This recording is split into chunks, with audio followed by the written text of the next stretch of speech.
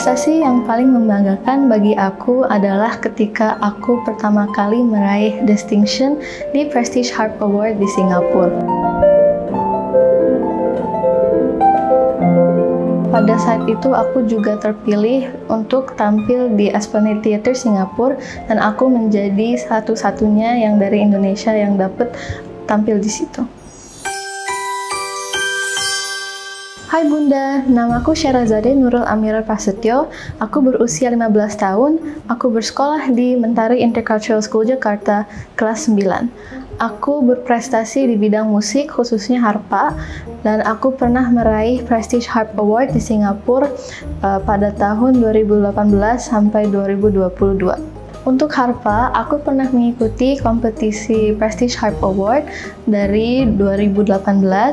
Aku pernah meraih medal distinction sama merit. Aku juga pernah mengikuti dan menampil di World Harp Congress di Singapura dan di Hong Kong. Aku juga pernah tampil di Esplanade Theatre Singapura dan mengikuti musikal harpa di Singapura juga. Selain harpa, aku juga mengikuti kompetisi dan acara di sekolah dan di luar sekolah di dalam bidang akademis.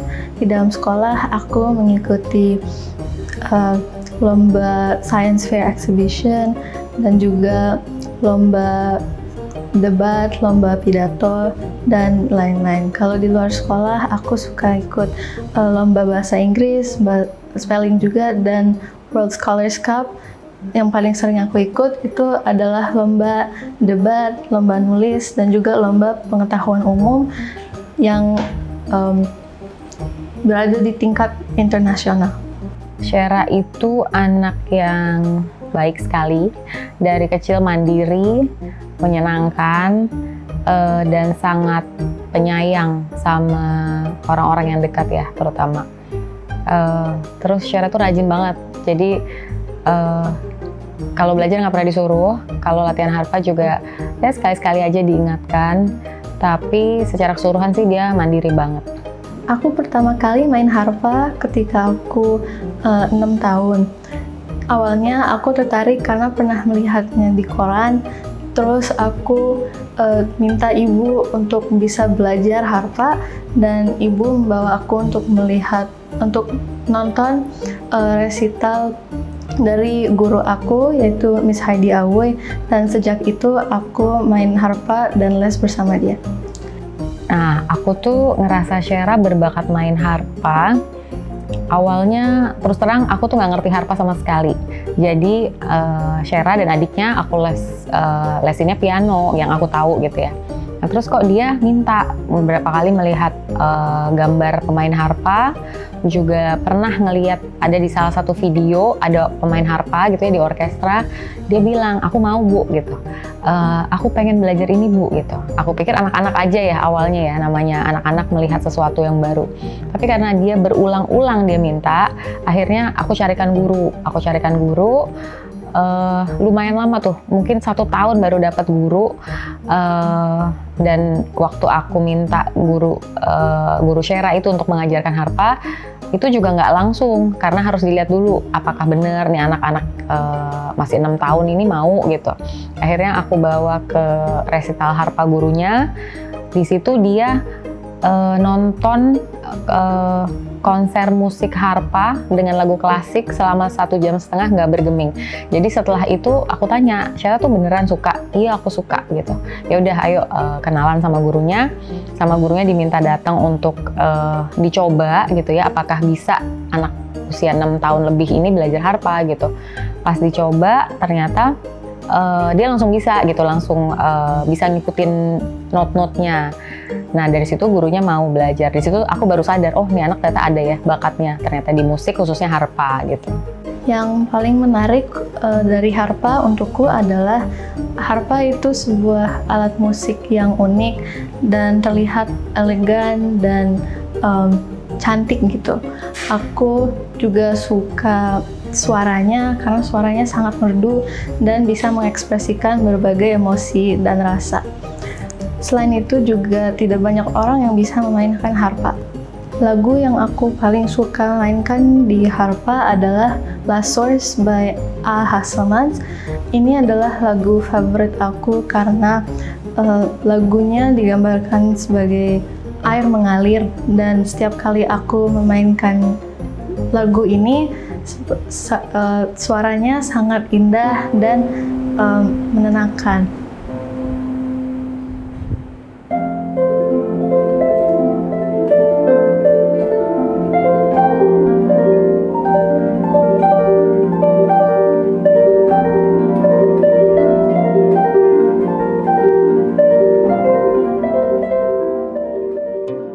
Pemain harpa yang menginspirasi aku adalah guruku, Miss Heidi Awe dan Isabelle Moretti, pemain harpa dari Perancis. Mereka berdua mempunyai style dan cara main yang sangat elegan dan indah, dan mereka berdua sangat menginspirasiku.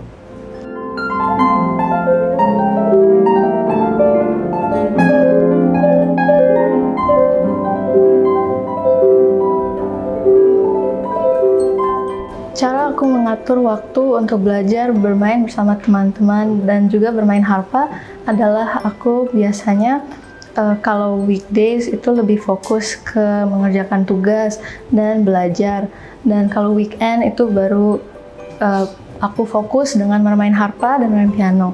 Dan di sela-sela itu aku menyempatkan waktu untuk bermain bersama teman-teman ketika aku ada free time. Selain itu, aku juga coba menyempatkan waktu untuk latihan harpa sekitar 30 menit setiap hari.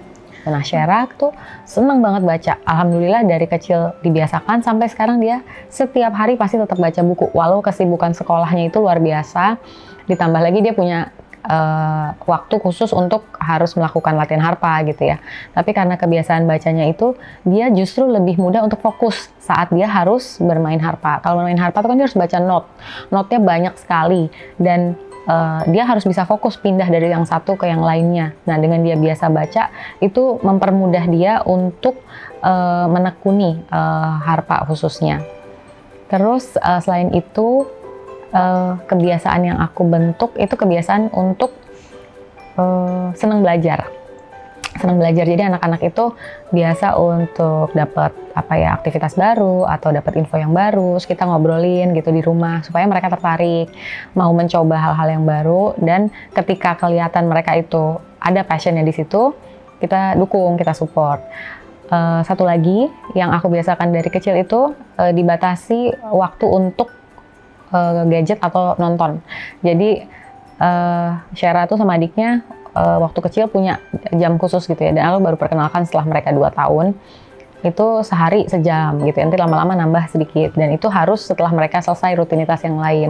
Jadi bisa nonton TV atau bisa main gadgetnya itu tergantung dari apakah dia udah menyelesaikan tugas-tugas dia yang lain gitu. Dan alhamdulillah sampai sekarang mereka nggak nyari. Jadi kalau di rumah tuh TV jarang banget nyala gitu ya. Kalau pakai laptop ya mereka kerjakan tugas gitu, atau untuk research, cari info sesuai tugas sekolah gitu. Handphone juga baru aku berikan pada saat memang dibutuhkan buat sekolah gitu. Menurutku kunci keberhasilanku adalah disiplin. Walaupun tugas sekolah semakin lama semakin menumpuk, aku tetap mencoba supaya aku bisa mengatur waktu di antara bermain harpa dan belajar, supaya aku bisa tetap rutin dalam bermain harpa. Selain itu, aku juga sering mengambil kesempatan untuk tampil atau mengikuti lomba supaya aku tetap men-challenge diri dan tetap berlatihan di waktu luang aku. Yang menonjol dari Shera yang aku amati ya, dia itu tekun ya, serius. Kalau mengerjakan segala sesuatu tuh pasti serius, all out dari awal sampai akhir. Mau itu tugas dia sendiri, tugas kelompok di sekolah, atau musik, atau mau perform, mau lomba, itu dia pasti akan berusaha semaksimal mungkin untuk latihan sampai detik-detik terakhir deh gitu. Kalau Shera tuh semangatnya luar biasa untuk tekun. Terus Shera tuh orangnya penyayang, jadi caring, sensitif gitu. Tapi ini juga mungkin mendukung dia bisa bagus di musik ya, karena kan biasanya musik itu butuh sensitivitas. Karena dia sangat sensitif, dia tuh bisa memahami perasaan orang lain, terus dia nggak pengen nyakitin orang, dan dia bisa mengekspresikannya tuh lewat musik gitu, perasaan dia. Aku bisa dapat prestasi-prestasi ini karena dukungan orang tua dan teman-temanku. Orang tuaku mendukung aku dengan membeli harpanya, mengantar aku les, mendukung aku setiap kali aku ada penampilan ataupun lomba. Dan mereka juga ikut bangga akan prestasi-prestasi aku. Dukungan yang aku berikan untuk Shera ya selama ini dari dia kecil sampai sekarang, dan semoga bisa buat seterusnya.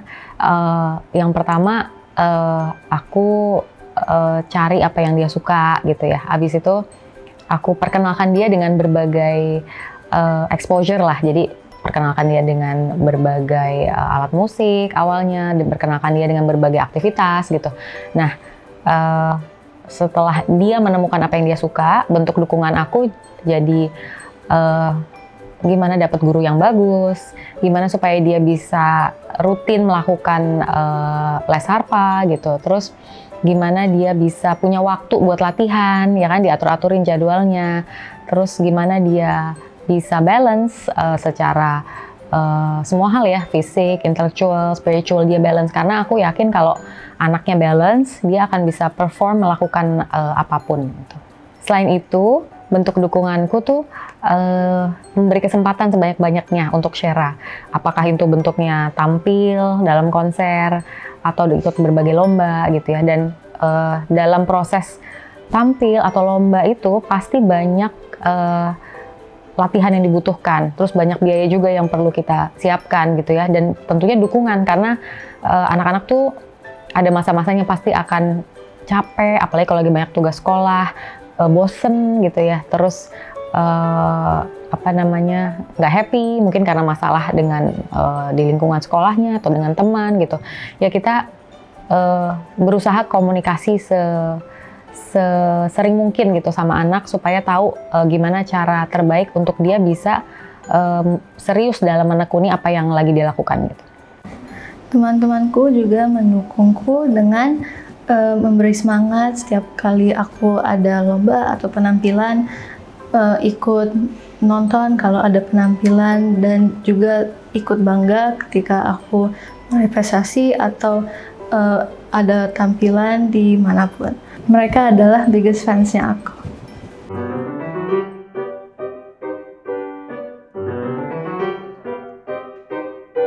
Cita-cita aku adalah untuk tetap bisa berkarya dan berkarir di bidang musik, dan untuk tetap bisa tampil dan mungkin juga membuat lagu atau memproduksi lagu sendiri.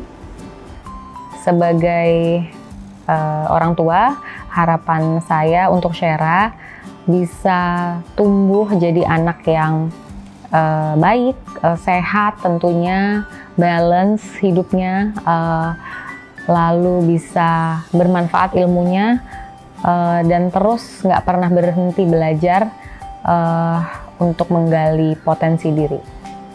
Pesanku buat teman-teman yang juga ingin berprestasi adalah untuk temukan passionmu dan selalu latihan dan melakukannya, walaupun pasti ada masa-masa yang membosankan, melelahkan, ataupun menyusahkan, tetapi yang penting adalah kamu tetap melakukannya dan tetap tidak menyerah, karena hard work always pays off in the end. Tips dari saya untuk bunda-bunda yang ingin anaknya berprestasi, yang pertama, bangun kebiasaan baik sedini mungkin gitu, karena kesempatan untuk membangun potensi anak di 5 tahun pertama tuh luar biasa, yang orang bilang golden age tuh ya. Jadi 5 tahun pertama gali potensinya, stimulasi, ajak komunikasi, bicara, lakukan aktivitas bersama-sama. Lalu yang kedua, dampingi, jadi temani anak. Mau kita di rumah atau kita kerja, selalu punya quality time aja buat anak setiap harinya. Di situ bisa ngobrol, bisa tahu apa yang dia rasakan, apa yang dia suka, apa yang dia butuhkan gitu kan, dan dari situ kita bisa ketemu cara-cara untuk mendukung dia lebih lanjut gitu. Lalu atur-atur penggunaan gadget gitu, karena kalau misalkan kita nggak biasakan dari kecil, akhirnya tarikan dunia teknologi ini luar biasa. Jadi akan sulit buat kita mengatur anak gitu, karena anak yang sudah terlalu berlebihan misalkan main games atau sosial media gitu ya, atau nonton misalkan, itu akan lebih sulit lagi buat kita atur waktunya gitu nantinya kalau mereka sudah istilahnya kecanduan gitu ya, terlalu banyak menggunakan aplikasi teknologi atau hal-hal yang di luar aktivitas fisik gitu. Nah, lalu coba seimbangkan semua kebutuhan anak. Pasti punya kebutuhan fisik, punya kebutuhan intelektual, punya kebutuhan spiritual juga. Dengan terpenuhinya semua kebutuhan ini, yang pasti nutrisi baik gitu ya, distimulasi intelektualnya, sekolah yang baik gitu kan, terus kebutuhan-kebutuhan akademisnya apa. Terus secara spiritual juga dia harus diisi juga dengan apakah itu bentuknya ibadah sesuai agamanya masing-masing gitu ya, atau dengan diisi dengan ilmu-ilmu agama yang akan bisa jadi bekal buat dia menghadapi dunia di masa depan ini gitu.